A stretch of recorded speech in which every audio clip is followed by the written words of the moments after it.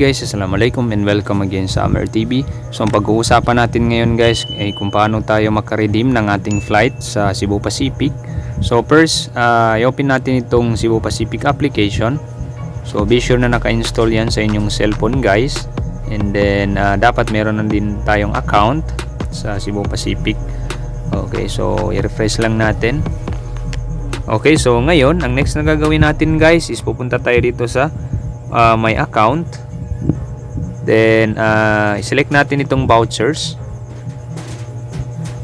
Okay, so ngayon mapupunta tayo sa website ng Cebu Pacific. Ayan. Then makikita natin ngayon yung voucher natin. So pinutin lang natin itong available. So ayan, as you can see, nandyan yung voucher number natin. Then redeem by March 26, 2026. Okay, so kailangan natin siya i-redeem guys kasi may expire yan siya. So yung flight restrictions guys, to domestic. So back and forth yan siya guys, domestic flights. So check lang natin itong voucher number. Then continue. Okay, so ngayon i-redeem travel voucher. So pipili tayo ng destination. So for example, Davao. From Davao to Cebu. Okay, so ayan. Then preferred new departure date.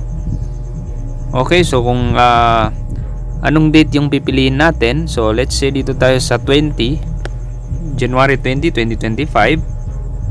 Then uwi tayo ng Davao from Cebu sa 25. Okay, so wait lang, 25, ayan. Then continue lang natin. Then ang next na gagawin natin guys is continue lang. Ayan, okay. So pipili tayo ngayon ng time. So let's say dito na lang. Then dito, ayan. So pag-uwi naman, so ayan. Then continue lang natin guys. Okay, so ayan. So ngayon select natin itong title natin. So Mr. yan. Then yung date or yung date of birth natin. Okay, so ayan, nalagay na natin. Then yung nationality guys. So ayan. Then pupunta lang tayo dito sa baba. Ayan. So continue lang natin guys. Okay, so ayan.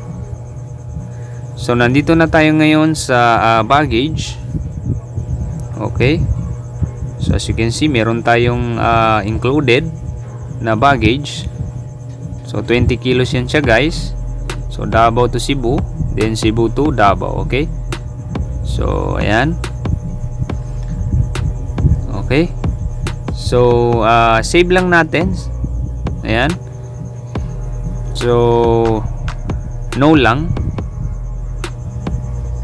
Okay, so ayan, total amount due. So 1,000 plus. Okay, so ayan na yung flight natin. Okay, so 1,000 plus lang yung babayaran natin guys. So napakamura niyan guys.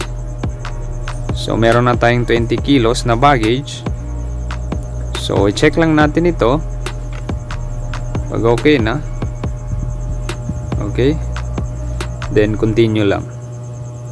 So ngayon magbabayad tayo guys.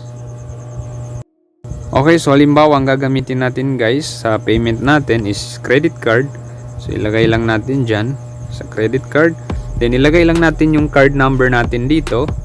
Okay, so ilalagay lang natin yung details dito guys.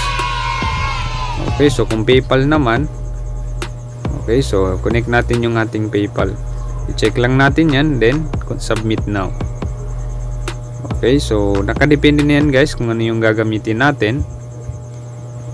Okay, so I hope nakatulong ito sa inyo. Thanks for watching and don't forget to subscribe to Amer TV for the latest videos na aking i-upload. Sukran and wassalam.